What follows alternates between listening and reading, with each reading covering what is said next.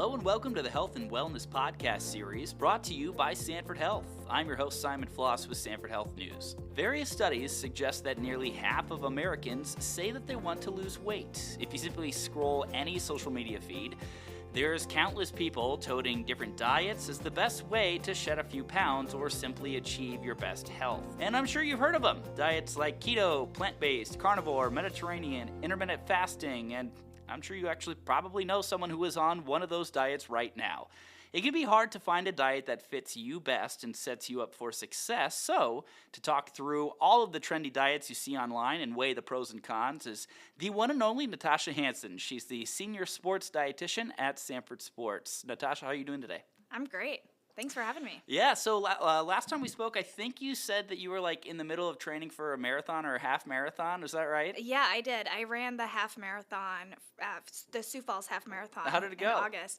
Well, it was really hot. They actually canceled the full marathon. I remember that now. So I was like, well, good thing I didn't sign up for the full. Gee, even though after I finished the half, I was like, I can't even imagine this being halfway.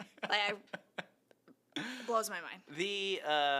We're, for people, I don't know where you're listening from, but we're recording from Sioux Falls, South Dakota, where like in the Midwest, that humidity in the summer is just ruthless, so. But I finished it, and it was my first half, so I didn't really have a time expectation, so that was kind of nice. I finished it, so. I'm sure you were flying, my friend. Well, let's get started here. So, we're going to talk about a handful of diets here. I'm wondering if you could first give a brief overview of each diet that we're going to talk about. And a big one that's been around for the last, 5-6 years ish, is the ketogenic diet or keto diet. I'm sure quite a few folks listening to this have heard of it, but can you give us a brief overview of what keto is? Yeah, the keto diet is essentially a low-carb diet where you kind of put your body into what we call ketosis, and you start using ketones as energy instead of carbohydrates. And then essentially you're using more fats for energy instead of those carbs. The thought process behind it is that you're burning more fat. I mean, I've seen people online, and I've personally tried it. Every single one of these diets I've actually tried myself. But I've seen a lot of people have great success if they're looking for weight loss specifically with the keto diet. But how might that diet impact overall health and wellness? Yeah. So kind of what I've seen is that it will lead to initial a big initial significant drop in weight, but it's really hard to sustain that diet. Carbs are the energy source literally for your brain and for your muscles, the preferred energy source, I should say, because then you start using fats. But since carbs are kind of that energy source to the brain and to the muscles, fatigue is a huge symptom or side effect that I hear about a lot. And especially if you're going to pair that with training, like athletic training and performance, you need energy, so if you're fatigued going into your workouts, imagine how hard that's going to be and how bad you might feel afterwards. Yeah, it's definitely not a diet that I'm recommending to athletes. And actually, the ketogenic diet was originally designed for epilepsy, which is super interesting. And when I tell people that, you have no idea, but that's actually what the diet was originally designed for. Fascinating. I am today years old learning that information. So with keto, like you said, it's primarily fats. And what would be the percentage of people who are listening to this in macro tracking? What's the percentage of fat out of the diet? I've heard some people say 70 to 80%, and I'm like, are you only eating avocados, or Yeah, it's definitely super high in fats. Percentage, I think people are going as low as 10% of their calories from carbs. Wow. We're general recommendations usually about 50%, so going down to 10%, and then you're increasing your fats and proteins. But I think it is more heavily focused on fats. I've heard of people going into when they get into ketosis, the keto flu. Have you heard of that? Yes. How can that be healthy? If your body gets sick doing a diet, then Yeah, it's definitely not. And I think that's all that fatigue, the fatigue kind of setting in, almost making you feel ill. Ugh, yuck. So what are maybe some pros and cons to this diet? It may lead to some of that quick initial weight loss because you are using more fats as energy.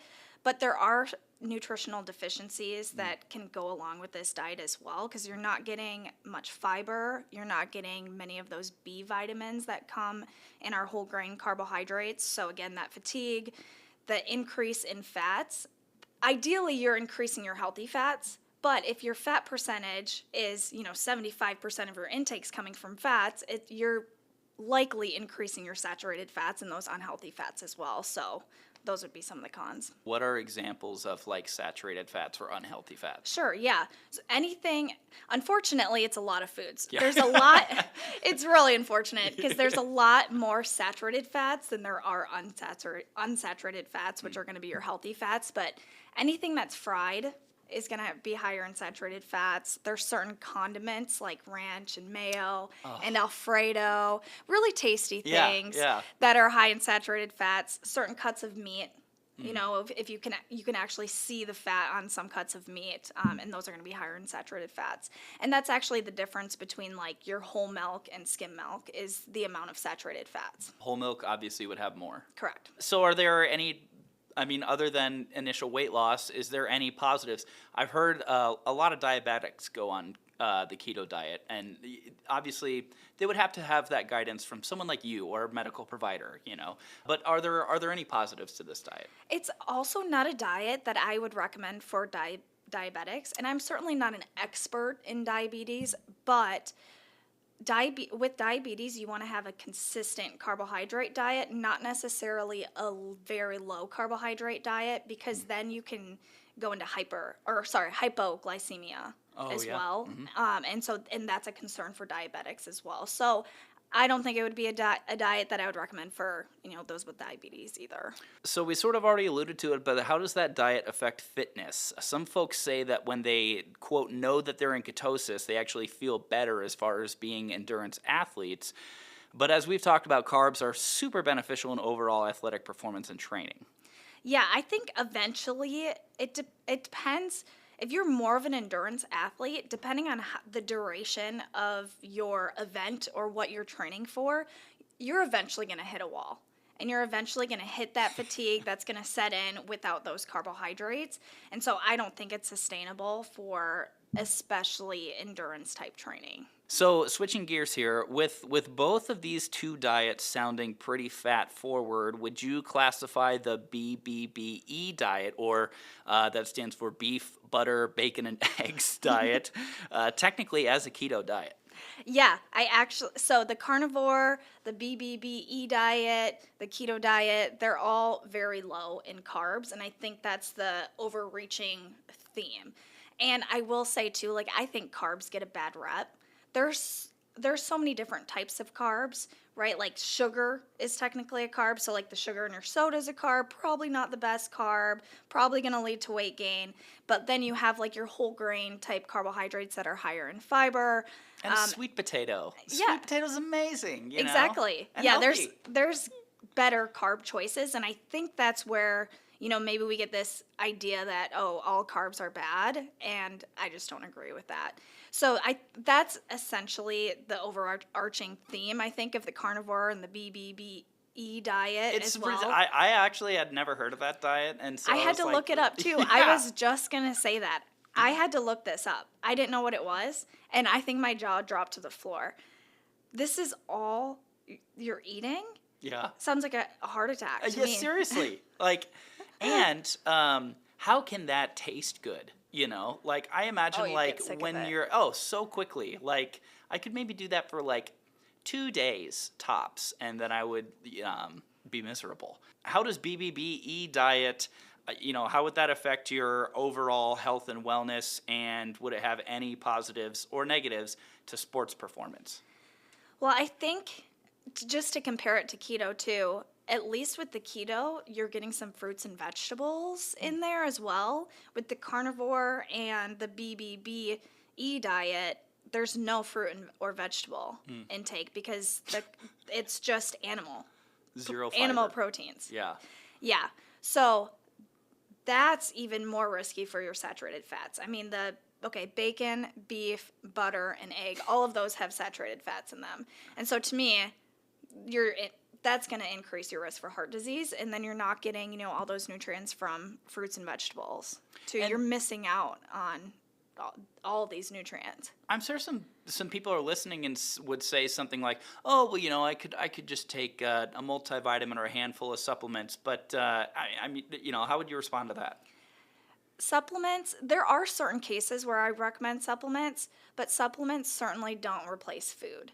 The nutrients, vitamins and minerals from your food are way better absorbed than from a supplement.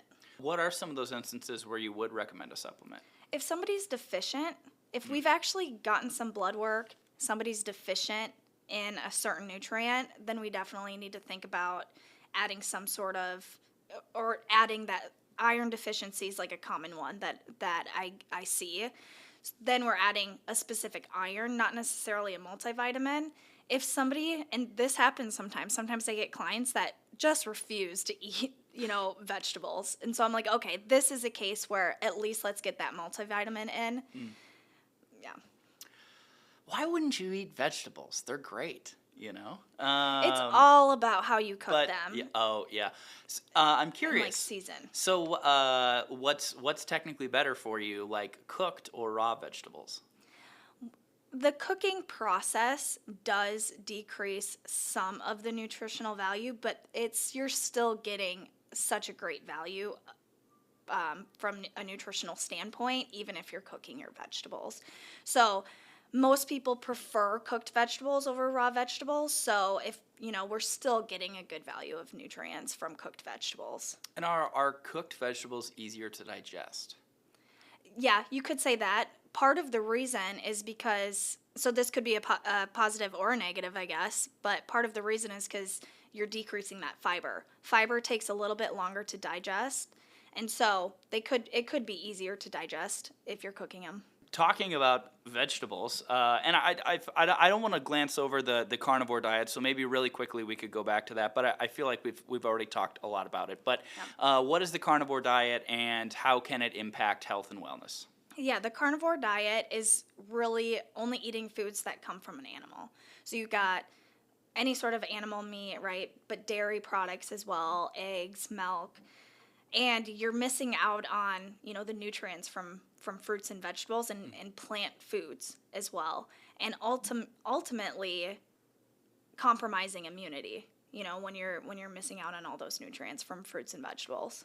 So talking about fruits and vegetables, let's talk about a plant-based diet. Walk me through that and weigh out some of the positives and negatives.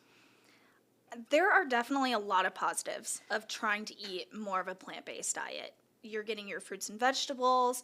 Most plant-based diets also include like more of those whole grain, those better carbohydrates that I mentioned. And the only risk that I really see with the plant-based diet is not getting enough protein.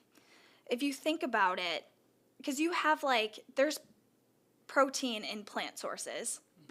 There's certainly a lot of plant sources that have protein, but the best way to explain that I explain it to people sometimes is okay, if you take let's say a turkey burger or a veggie burger, you're probably going to have 3 veggie burgers to get as much protein in a turkey burger. So I'll talk that through with people who are considering the plant-based diet. You might have to eat more to be able to get the amount of protein that you need. And if people are trying to, lose weight, you correct. Yeah, I mean, you're technically having to eat more quantity. Yeah.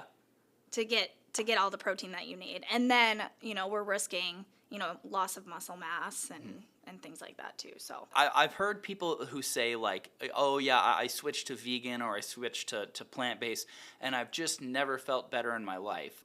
When it comes to vegetables and fruits, there are a lot of quote unquote, and we should get to this later, superfoods. So it's of course you're going to feel better because you're eating a wider variety of fruits and vegetables and quote unquote superfoods, but in the long run, much like the diets that we've discussed, it might not be the best for you. Is that right?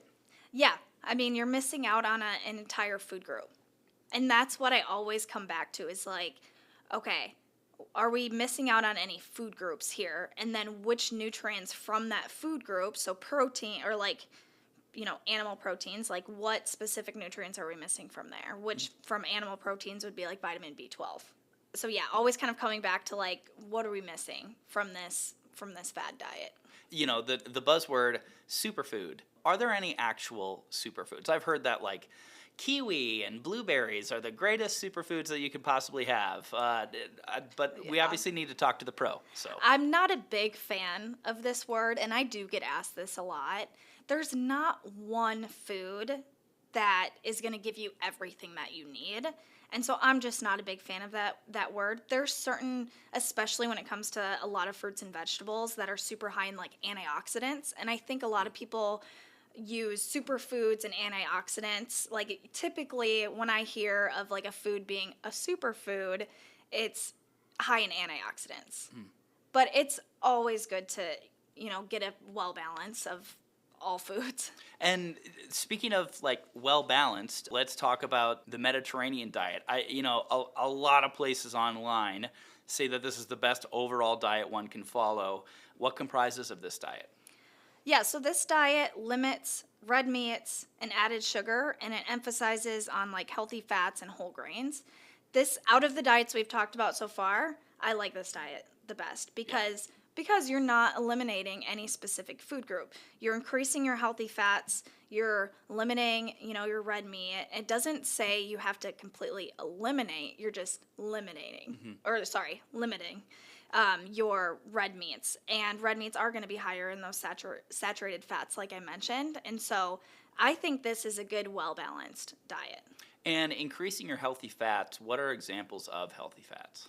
Yeah, I did talk about saturated fats. So healthy fats, avocados, olive oils, olives, nuts and seeds, any sort of nut butter. So, you got peanuts, peanut butter, any sort of seed, sunflower seeds, pumpkin seeds, flax seeds, chia seeds, any sort of nut or seed is going to be a good healthy fat as well, and fish. Ugh, I love fish. If I had it my way, I would eat salmon every single day of my life. Good for you. A lot of people are not like that. I love it. It's really good. So speaking of like nut butters, I'm curious, have you ever had, it's from this brand called 88 Acres. It's pumpkin seed butter. And they like grind up pumpkin seeds until it has the consistency of like butter, and it's green. It's so good. I'm not sure if you're a fan of like nut butters, but yeah. I am a fan of nut butters. I've heard of that brand, 88 Acres. Yeah. They have good granola bars that I'm often recommending to clients because they're really low in added sugar, they're higher in fiber, a little bit higher in protein. But I have not tried their nut butter, but I do think that sounds like something I would like. Well, I will also caveat it by saying, be careful because it's so good that It's probably not very cheap either. No, it's not. But no good things are. Lastly, here as we're rounding third, the intermittent fasting. What is that? Intermittent fasting, there's so many different variations to this diet, but basically you're putting your, what I call fueling window, you're limiting that to like a certain time frame. Sometimes people even go like, I'm going to fast every other day, so I'm only going to eat every other day. Or sometimes it's like I'm only going to eat between like 10 a.m. and 6 p.m. So you're kind of limiting your fueling hours. I was huge into intermittent fasting, and I feel like there might be some pros and cons that we could talk about, but maybe one of the cons, if you're only giving your body a specific window to eat, then in theory, like, your body's hanging on to what you just gave it for as long as possible because it's like, oh, I don't know when we're going to eat next. So in theory, could your metabolism actually slow down because of intermittent fasting? Definitely. Yep. So if you get to the point where your body kind of starts to switch into starvation mode, no matter what you're eating, your body's going to store that as fat because it's in starvation mode, and it's like, and when you store things as fat, your body can hang on to that energy a little bit longer. And so that's why our body does that when we're in starvation mode. But yeah, you're kind of like tanking your metabolism, or you could. Yeah. There's certainly like better ways to do the intermittent fasting, but I think essentially the overall thought process behind it is like if you're decreasing your window of eating, you're decreasing your calorie intake, which isn't always the case. You know, I've ran into situations with clients where it's like you're eating a lot in a short period of time. Yeah. Like that cannot feel good on your stomach. Yeah. So I think since there's so many different variations of this diet, I think, you know, it really just depends how somebody's doing it. What would be? You said there's good ways to do it or a smart way to do it. Yeah. What's a smart way to do it? I've heard that, you know, don't eat 3 hours before bed or like, Sure. you know, something like that. Yeah. Is there any truth to that or merit to that? Yeah, I do get asked, what time should I stop eating? I get asked that a lot, and it really depends what time you're going to bed. Because I don't give people like a specific time you should stop at 7 p.m. Because what if, you know, it depends on your work schedule. Like, what if you're not going to bed till 2 a.m.? Well, that's like a really long time to go, Yeah. you know, without having some sort of snack. I generally don't recommend the intermittent fasting diet. You know, there's really no scientific proof that it's any more effective than like your traditional low calorie diet. Because that's, again, I think that's the overarching like idea is that, okay, you're consuming less calories, but there's no difference between like that or the intermittent fasting or just going on a lower calorie diet. Everybody talks about Whole Foods, and not just the, you know, the grocery store, although I love Whole Foods grocery store. I do It's too. incredible. Those macaroons, oh my gosh. It's like, I don't know. I also love Trader Joe's, and I wish we had one here in Sioux Falls. Man, I know. I think there's been like some sort of like right to the mayor movement to get a Trader Joe's into Sioux Falls, and you know, I will but- protest. I will be right out there if anyone else wants to join me. And all of their stuff's actually like really cheap too. Exactly. It's amazing. Yeah. So Whole Foods, very high search volume online. What are Whole Foods and how are they incorporated or not incorporated into these diet trends that we've discussed? I would say when referring to Whole Foods, it's a really broad terminology. It really means like unprocessed or minimally processed foods that are close to their natural state. So basically, you know, you're choosing less processed, less packaged, less fast foods.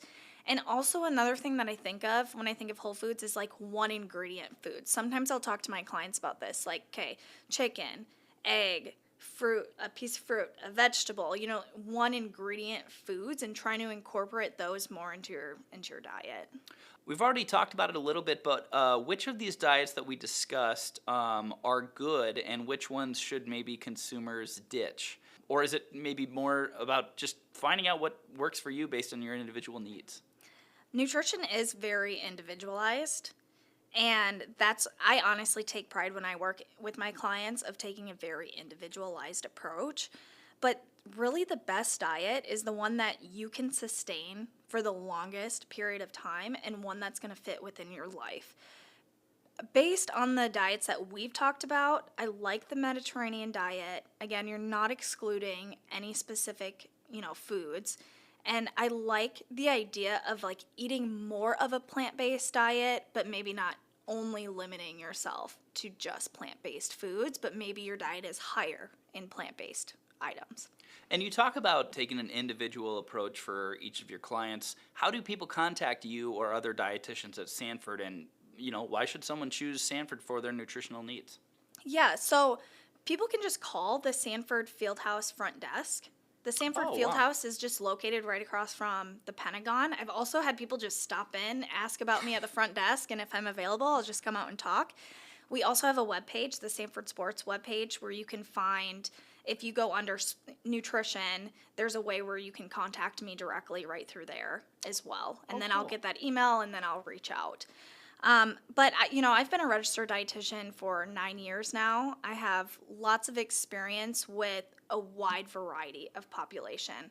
I've had a 9-year-old and I've had a 70-year-old. Oh, wow. So I have worked, and everywhere in between too. Yeah, didn't you say you were like the lead nutrition of Kansas University or something? Yeah. Yeah, okay, yeah. So before starting at Sanford Sports in November of 23, I was the director of performance nutrition at KU from 2018 to 2023.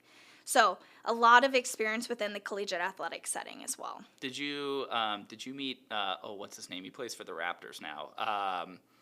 Grady Dick? Yeah. Yep. Okay, Yep. Cool. Nice. Wow, small world. He was only on KU team for 1 year. Yes, yeah. Actually, so I got to know him as much as I could in that 1 year, but yes, I did work with him. Yeah, I watched the Raptors game last night, and I was like, oh yeah, because I went to a KU game once, and I got to see him play, so it was kind of cool. Mm-hmm. But I'm so sorry I interrupted, but that's just a very like cool thing that, I think a lot of people would want to know is like you really know your stuff. Yeah, and I think another reason to, work with me is just because I take that individualized approach. And what I mean by that is like I want to work with my clients, whatever's going to work best with them, and I'm very flexible. I'm not someone who's going to be like super strict. I really do think that all foods fit within your diet. It's just how, it really is about moderation and being able to not overindulge.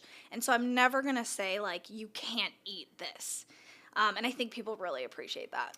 I was listening to something online, and someone said, I don't view like cheat meals as like a cheat meal. I call it a treat meal, so that way there's like a little bit of positivity. I like that better. That. Yeah, I do like that better. Yeah. Well, we actually we ran out of time. I could talk about this for hours and hours and hours, but thank you so much for letting us come out and talk to you today. Yeah, thanks so much for having me. A reminder that you can find this podcast and many others on your favorite podcast apps like Apple, Spotify, YouTube, or by heading on over to our website, news.sanfordhealth.org. Thanks again for listening. I'm Simon Floss with Sanford Health News.